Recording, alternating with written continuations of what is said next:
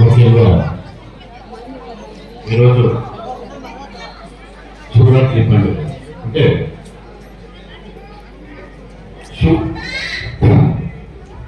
శివుడు పుట్టిన రోజు ఈరోజు. ఆ తల్లి శక్తిదేవి గడపలో శివుడు పుట్టిన తర్వాత సుమారు 4,85,000 సంవత్సరాల ఇతిహాసం చూస్తే ఈరోజు శివుడు పుట్టినాడు అంటే దాన్ని ఒక దిక్కు చేసుకొని ఇప్పుడు మనము శివరాత్రి పండుగ చేసుకుంటాము అంటే దానికి ఈ ఊళ్ళో ఇంత గొప్పగా ఈ ఒక తిలకం చేస్తున్నాడు. దానికి నేను మీకు అందరికీ అభినందించాలని ఇస్తున్నాను. కరగం అంటే అంటే ಕೈಯಿಂದ ಮುಟ್ಟದೆ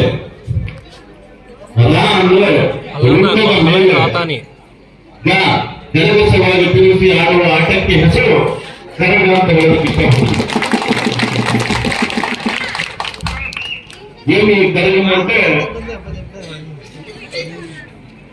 మహాభారతం అంతమైన తర్వాత పంచ పాండవులు రాజ్యాధికారం చేసుకొని రాష్ట్రం పరిపాలన చేసే రోజుల్లో గాంధారి శాపానికి అక్కడే సత్యన శ్రీకృష్ణుడు దీన్ని భయపడి ఈ 5 మంది పంచ పాండవులు జగలో ద్రౌపది చేరి హిమాలయాలపై స్నానం చేసుకుని స్వర్గలోకంలో పోవాలా, నాకు యావతి రాజ్యాధికారం వద్దు అని చెప్పేసి పోయే టైంలో హిమాలయాలు దాటి శుభ్రంగా స్నానం చేసుకుని ఇంకొచ్చాడు. అంత టయానికి కళ్ళ ద్రౌపది కళ్ళు తిరిగి పడిపోతుంది. దీన్ని గమనించని 5 మంది పాండవులు పోతూ ఉంటే అక్కడ ఎత్తయ్య అని చెప్పేసి ఒక రాక్షసుడు పుడతాడు. ఆ రాక్షసుడు చూసి ఆ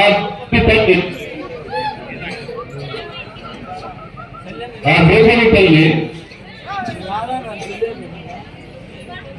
ఆ పిచ్చిని చూసి భయపడే టైంలో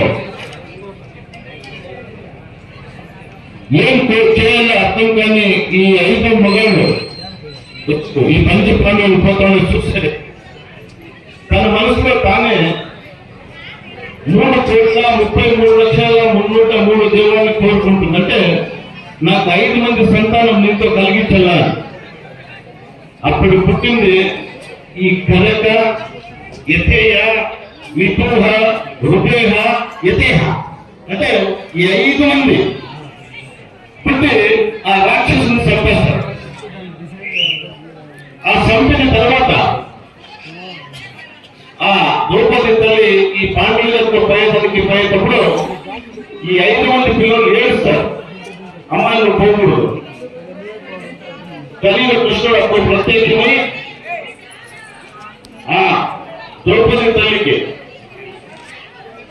పోనీయకుండా ఉండేదాని కోసము ఈ కర్ణం అనేది ఆ నాగాయకుడికి చేస్తారు.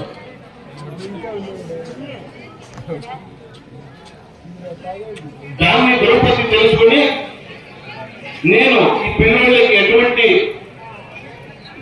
ఇది చేయకూడదు అని చెప్పేసి సంవత్సరంలో నేను ఒక మాట 3 రోజులు వస్తాను, ఈ కరగం ఎక్కడ ఉంటాను అని చెప్పేసి పండుగ పేరు ఈ కార్యక్రమంలో చెప్పారు. ఇష్టపడతారు. అలాంటి మంచి కార్యక్రమం చేస్తున్నారు. ఇలాంటి కార్యక్రమాలు మంచి కార్యక్రమాలు కూడా జరగాలని కోరుకుంటూ ఏమి కార్యక్రమం చేసే టిప్పన్న నేను అభినందిస్తూ ప్రపంచంలో చుట్టంలో చాలా మంది ఉంటారు, కానీ కొంతమంది మాత్రమే గుడి గోపురాలు మందిర మసీదులు మంచి పనులు చేస్తారు. మా ఊళ్ళో కూడా చాలా మంది గుడ్డుండాలు ఉండరు, కానీ మానవులు బాగుండే ఆయనకి ఏ పిలిచినా వాడతారు. దేవస్థానం చందాలు ఇంటే ఎవరైనా చనిపోతా ఉంటారా, వాళ్ళకి ఏమైనా సాయం చేస్తే చేయడం, ఎవరికన్నా పెళ్లి ఉంటే వాళ్ళకి ఏమన్నా సాయం చేయడం, ఎవరైనా అడిగితే నాకే దుడ్లే సమస్య ఉండే, అంటే ఎప్పుడు దుడ్లు చూస్తూ ఉండే. వారికి ముగ్గురు కొడుకులు ఉంటుందా, వీడు చిక్కడాపురంలో ఏదో జాబ్ చేసుకొని ఉండే టీచర్ పని, రెండేవాడు వచ్చేసి ఇంట్లోనే ఉండే, మూడేవాడు వచ్చేసి పోలీసు వాళ్ళతో చేస్తూ ఉన్నాడు. వీరికి సైడ్ అమ్మేసి 2 లక్షలు దుడ్లు వచ్చింటాయి, 2 కోట్లు, మొత్తానికి 50 లక్షలు ఇచ్చేసి 50 లక్షలకే పెట్టుకున్నాడు బాబు. అది మిడిల్ ఇచ్చినాడు బాబు. ఈ పెద్దం చాలా డౌట్, నా అప్పుకి లక్షది ఏమీ రాదు, ఏమన్నా ఏర్పెట్టిన తప్ప నీకు లెక్కన రాసేదానికి నీ జ్ఞానాన్ని నా దగ్గర గుర్తు ఉన్నాయి. నా దుడ్డు ఎక్కడ పోయంటే పొద్దున్న చేస్తానంటే కూర్చొని ఒడిలోకి పోయేటప్పుడు బాగా ఎండ పడతానంటే కూర్చోంటే నోట్లో విడిచేప్పుడు తప్పని పడిపోయినాడు. ఇంట్లో ఫోన్ చేసిన పెద్దలకి అప్పేమో పడిపోయినాడు, నువ్వు ఏం వచ్చాయన్నా అని. వాడు పెద్దవాడు వచ్చినాడు, రెండోడు వాడు వచ్చినాడు. ఎంత చెప్పానో చేస్తా ఉన్నాడు షాప్ మీద. ఈ ప్రాణంలో పోతా ఉన్నాడు.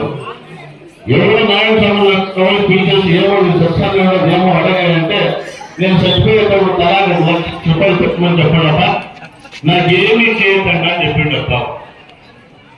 ఆయన అంతవరకు పక్కన చచ్చిపోయినాడు, తీసుకొని పోయాడు దీనికి మసాలానికి. ఇద్దరు వచ్చిన దాంట్లో మొత్తం తప్పించుకున్నాడు, 1 లక్ష అప్పు చేసి. ఏం బాగా చేసేదని ఇద్దరు 1 లక్ష రూపాయలు పెట్టినారు. ఊళ్ళందరూ వచ్చినారు, ప్రశాంత్ ఆవులప్ప నాగప్ప అందరూ వచ్చినారు. ఏమన్నా మధ్యలో వచ్చే ఉండదు. ఇక 1 లక్ష రూపాయలు అప్పుకి ఇవ్వాలని చెప్పేసి రాకుండా అయిపోయినాడు. చూసినట్టే నెలకి నిలబడినా వచ్చినట్ట పాప. యావప్ప వెళ్ళిపోయిందంటే ఏం లేదు, క్యాష్ చేసుకున్నామంటే బ్యాంక్ బంద్ అయిపోయింది, పురపలేదు. దానికోసం వచ్చిందని వాడు 1 లక్ష పెట్టింది.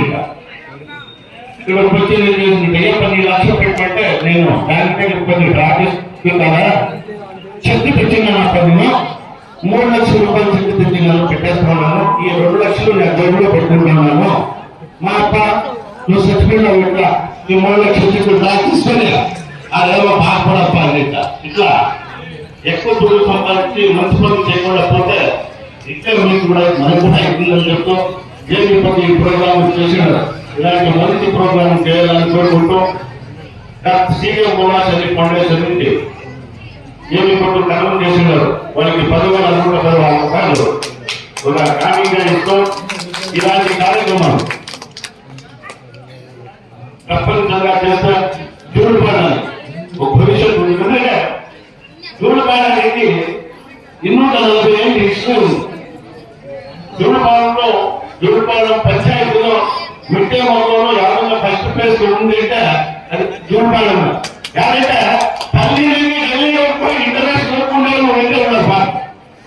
దానికి కారణం ఏమంటే రక్షణ వర్గం మీ మంచి ప్రేమ ఆప్యాయతను కోరుకుంటూ ఏమి కొన్ని కార్యక్రమాలు నాకు కూడా పిలిచి వీళ్ళందరికీ పిలిచడానికి ధన్యవాదాలు చెప్పుకుంటూ ఈ 2 మాటలు మాట్లాడే అవకాశం ఇచ్చిన మీ అందరికీ ధన్యవాదాలు. జై హింద్, జై హింద్.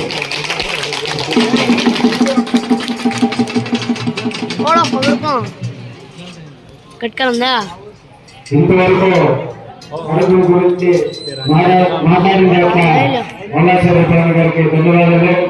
అదే రీతిగా ఈ యొక్క కార్యక్రమం మన తిప్పాల